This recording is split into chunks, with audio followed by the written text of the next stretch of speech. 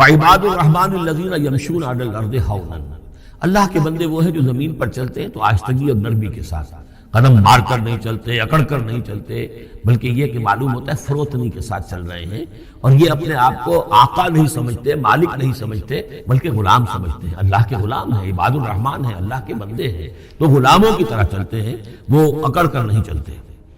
وَإِذَا خَاطَبَهُمُ الْجَاهِلُونَ قَالُوا سَلَامًا، ایک ان کا وصف یہ ہے کہ جب جاہل لوگ، اجڑ لوگ،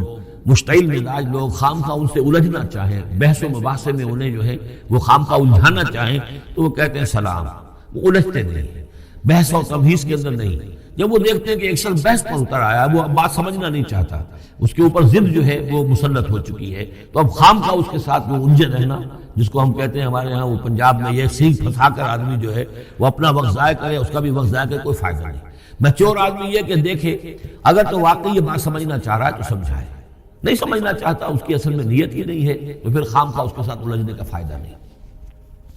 والذین یبیتون لربہم سجدا وقیاما، اور وہ لوگ کہ جو راتیں بسر کرتے ہیں اپنے رب کے لیے سجدے اور قیام میں۔ یہاں وہ بات بہت واضح ہو گئی، جہاں تک 5 فرض نمازیں ہیں وہ تو فرض ہیں، وہ تو تعمیر سیرت کی بنیادیں ہیں،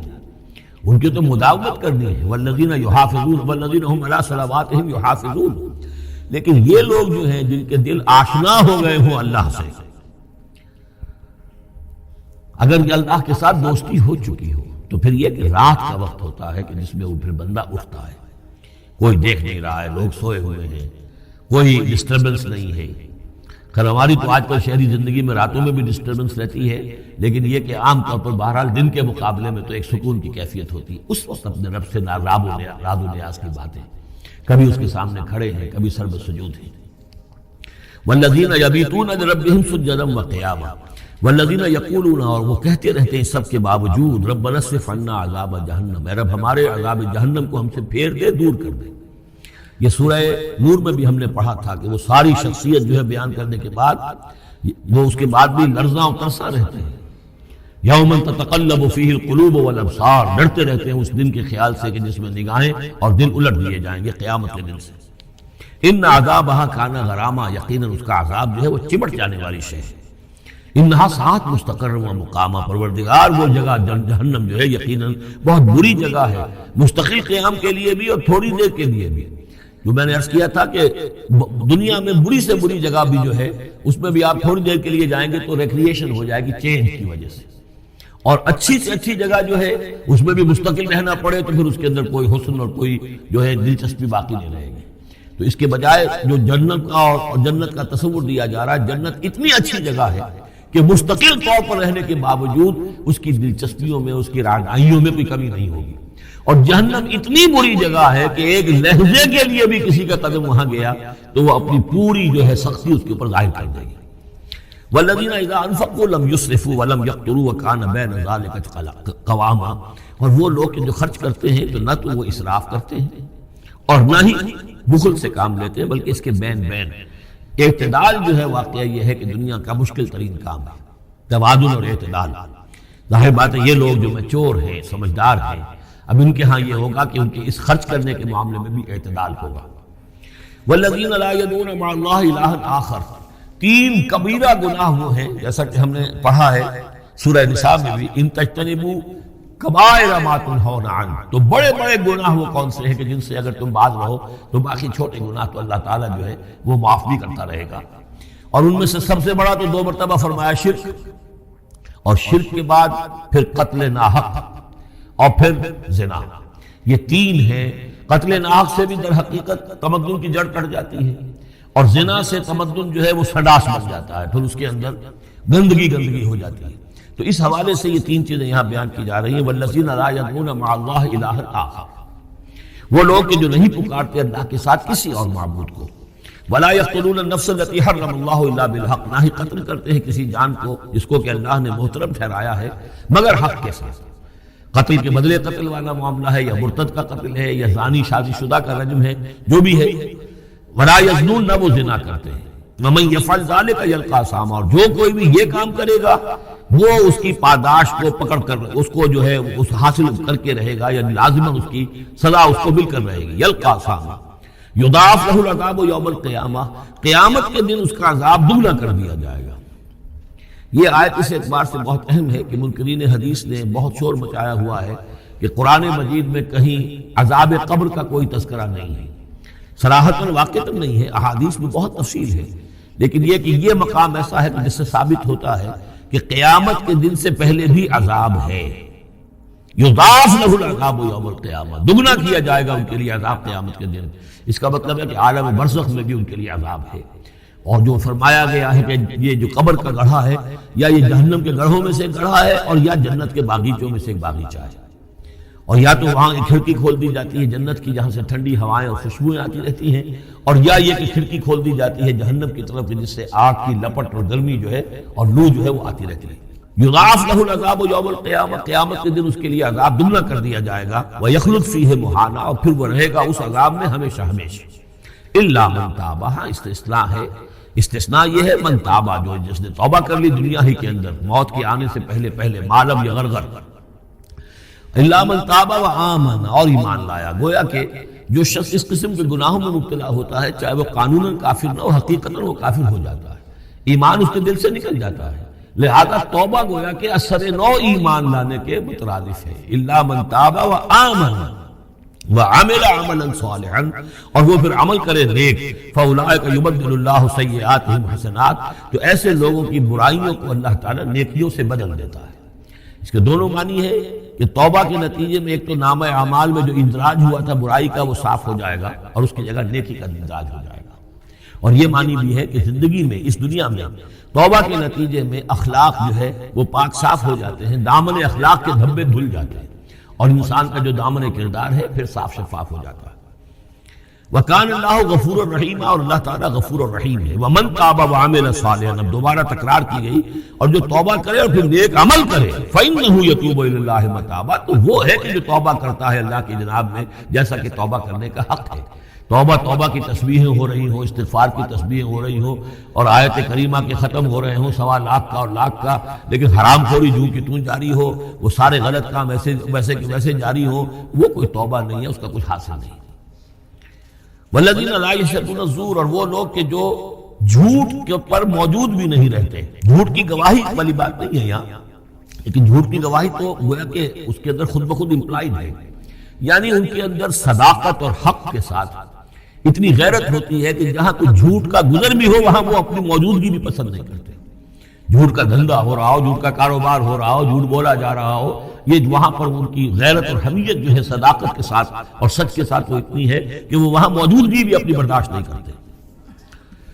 وَإِذَا مَرُّوا بِاللَّغْوِ مَرُّوا كِرَامًا، اسی طریقے سے جب وہ کسی لغو کام کے پاس سے گزرتے ہیں تو اپنے دامن کو بچا کر گزر جاتے ہیں۔ دیکھیے وہاں بھی تھا سورہ مومنین کو شروع کی آیات میں وَالَّذِينَ هُمْ عَنِ اللَّغْوِ مُعْرِضُونَ، کہ جو لغو سے اعراض کرتے ہیں، اور یہاں یہ کہ اس کے پاس سے اگر گزر ہو بھی جائے اتفاقاً، خود تو قصد کرنا جو ہے بہت دور کی بات ہے، اس کا کوئی امکان ہی نہیں، اتفاقاً آپ راستہ چل رہے ہیں اور دیکھ رہے ہیں کوئی مداری کا تماشا ہو رہا ہے، آپ کا کوئی ارادہ نہیں تھا، لیکن وہاں رکیے بھی نہیں، وہاں سے جو ہے اپنے دامن کو بچاتے ہوئے نکل جائیے۔ والذین اذا ذکروا بآیات ربہم، اور وہ لوگ کہ جن کو جب ان کے رب کے آیات کے ذریعے سے نصیحت کی جاتی ہے، سمجھایا جاتا ہے، لم یخروا علیہا صما وعمیانا، تو نہیں گر پڑتے اس پر بہرے اور اندھے ہو کر۔ اس کے بھی دونوں معنی ہیں، ایک تو یہ کہ مخالفت پر اندھے بہرے ہو کر کمر کس لینا، جیسے کہ قریش کر رہے تھے، تو گویا کہ تعریض ہے، ان پر ایک طنزیہ انداز ہے یہ کہ یہ لوگ جس طریقے سے کر رہے ہیں وہ معاملہ اللہ کے بندوں کا نہیں ہوتا۔ لیکن یہ دوسری طرف یہ بات بھی ہے کہ آیات قرآنیہ کو بھی اندھے بہرے ہو کر تو نہیں پڑھنا ہے اور سننا ہے، بلکہ غور کرنا ہے۔ افلا یتدبرون القرآن ام علی قلوب اقفالها، تو کیا یہ قرآن کی آیت پر تدبر نہیں کرتے؟ وَتَدَبَّرُوا فِيهِ لَعَلَّكُمْ تُفْلِحُونَ، تدبر کرو تاکہ تم سمجھو۔ تو اس طریقے سے محض جو ہے وہ قرآن مجید کو بھی اندھے بہرے ہو کر جو ماننا جو ہے اس سے بھی بہرحال عباد الرحمن جن کی یہاں تعریف کی جا رہی ہے ان کے مقام سے وہ جو مقام ہے ان کے مرتبے سے فروتر ہے۔ وَالَّذِينَ يَقُولُونَ رَبَّنَا هَبْ لَنَا مِنْ أَزْوَاجِنَا وَذُرِّيَّاتِنَا قُرَّةَ أَعْيُنٍ، اور وہ لوگ جو کہتے ہیں کہ اے رب ہمیں اپنی بیویوں اور ہماری اولاد کی طرف سے آنکھوں کی ٹھنڈک عطا فرما، یعنی یہ کہ جس راستے پر ہم چل رہے ہیں ہماری اولاد ہمارے گھر والے بھی اسی راستے پر چلیں تاکہ ہماری آنکھیں ٹھنڈی ہوں۔ ایسا نہ ہو کہ میں تو اللہ کے دین کے راستے کی طرف چلنے کی کوشش کر رہا ہوں اور اولاد کسی اور طرف کو زور لگا رہی ہے، تو ایک کشاکش ہے۔ پھر یہ جو صورتحال جو ہے فرکشن گھر کے اندر پیدا ہوتی ہے، تو اللہ کہ ہمیں ہمارے گھر والوں سے آنکھوں کی ٹھنڈک عطا فرما، اور آنکھوں کی ٹھنڈک ظاہر بات ہے عباد الرحمن کی کن چیزوں میں ہوگی کہ وہ بھی اللہ کے بندے بنے، اللہ کی بندگی کے راستے کو اختیار کریں۔ وَاجْعَلْنَا لِلْمُتَّقِينَ اماما، اور ہمیں متقیوں کا امام بنا۔ اس کا یہ مطلب نہیں ہے کہ امامت کی طلب ہے، بلکہ یہ کہ ہم خود امام ہیں۔ ایک شخص اپنے گھر کا سربراہ ہے، امام ہے، تو اے اللہ جن کے ہم امام ہیں انہیں متقی بنا دے۔ اس لیے کہ ظاہر بات ہے کہ میدان حشر میں جب ہم چلیں گے تو اس ایک شخص کے پیچھے اس کی اولاد چلی آ رہی ہے، اور معلوم ہو کہ وہ تو جہنمی ہے جو چلے آ رہے ہیں، یہ خود تو بہرحال ایک آدمی تھا نہیں، ہمارے پیچھے جو ہماری نسلیں آئیں اے اللہ انہیں بھی متقی بنا، جن کے ہم امام ہیں، جو ہمارے پیچھے ہیں،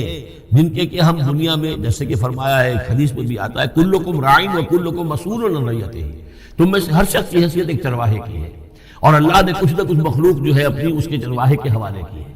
تمہاری اولاد ہے، تمہاری بیوی ہے، یہ گھر کنبہ ہے، یہ تمہارا جو ہے یہ گویا کہ تمہارے متبعین ہیں، تمہارے فالوورز ہیں، تو اللہ ہمارے فالوورز کو متقی بنا دے، اور ہماری جو امامت ہے وہ متقیوں کی امامت ہو۔ اولئک یجزون الغرفۃ بما صبروا، یہ وہ لوگ ہیں کہ جن کو بالا خانے ملیں گے ان کے صبر کی جزا میں، انہوں نے صبر کیا۔ ظاہر بات ہے کہ اللہ دنیا میں بے شمار مواقع آتے ہیں حرام خوری کے، ایک بندہ مومن بچتا ہے، بہت سے مواقع پر اللہ تعالیٰ موقع دے کر آزما لیتا ہے کہ ذرا سی بھی اس کے اندر کمی ہو تو پھر یہ نکل جائے کسی غلط راستے کی طرف۔ انسان جو ہے صبر کرتا ہے، جذبات کو روکتا ہے، اپنی خواہشات کو روکتا ہے، شہوات کو تھامتا ہے، ان تمام چیزوں کو سنبھال کر یہ سب گویا کہ پوری زندگی صبر ہے۔ تو بما صبر اولئک یجزون الغرفۃ بما صبر، یہ وہ لوگ ہوں گے کہ جنہیں بدلے میں ملیں گے بالا خانے جنت کے، ان کے صبر کے عوض۔ وَيُلَقَّوْنَ فِيهَا، ان کا استقبال کیا جائے گا وہاں جنت میں، ان بالا خانوں میں، تحیۃ و سلاما، سلام کے ساتھ اور دعاؤں کے ساتھ۔ خالدین فیہا، وہ رہیں گے اس میں ہمیشہ ہمیش۔ حسنت مستقرا و مقاما، بہت ہی عمدہ ہے وہ جگہ، مستقر کے طور پر بھی، مستقل قیامگاہ کے طور پر بھی، اور مقامہ تھوڑی دیر کے لیے بھی۔ تو یہ گویا کنٹراسٹ ہے۔ جہنم کو فرمایا ساعت مستقر و مقامہ، اور جنت حسنت مستقر و مقامہ۔ قل ما یعبأ بکم ربی، اے نبی ان سے کہہ دیجئے میرے رب کو تمہاری کوئی پرواہ نہیں ہے۔ یہ نہ سمجھو کہ میں تمہارے پیچھے اپنے آپ کو ہلکان کر رہا ہوں، تو میرے رب کو کوئی تمہاری ضرورت ہے؟ میری یا میرے رب کی کوئی ضرورت اٹکی ہوئی ہے تمہارے بغیر، وہ بات پوری نہیں ہوگی؟ یہ چھپر تم ہی اٹھاؤ گے تو اٹھے گا، ورنہ اٹھ نہیں سکتا، یہ نہ سمجھو۔ قل ما یعبأ بکم ربی لولا دعاؤکم، اگر نہ ہوتا تمہیں پکارنا۔ اللہ نے یہ بات اپنے ذمہ لی ہوئی ہے کہ تمہیں خبردار کر دیا جائے۔ اللہ تعالیٰ وما کنا معذبین حتی نبعث رسولا، ہم عذاب نہیں بھیجتے رہے جب تک کہ رسول کو نہ بھیج دیں، اس لیے مجھے بھیج دیا ہے، میں لگا ہوا ہوں اس کے حکم سے۔ میں تمہاری گلیوں میں بھی تمہیں سنا رہا ہوں، تمہارے گھروں میں جا کر تم سے بات کر رہا ہوں، اکیلے بھی بات کر رہا ہوں، ڈنکے کی چوٹ بھی کر رہا ہوں، لیکن یہ نہ سمجھو کہ کوئی اس میں میری غرض ہے یا میرے رب کی کوئی ضرورت ہے۔ قل ما یعبأ بکم ربی، میرے رب کو تمہاری پرہیزگاہ کے برابر کوئی وقت تمہاری نہیں ہے ان کے نزدیک، لولا دعاؤکم، اگر نہ ہوتا تمہارا پکارنا۔ فقد کذبتم، تو دیکھو تم نے جھٹلا دیا ہے، فسوف یکون لزاما، اب عنقریب یہ تمہارے ساتھ چمٹ کر رہے گا، یعنی یہ کہ اس کا جو عذاب ہے، اس کی جو پاداش ہے وہ تمہیں مل کر رہے گی۔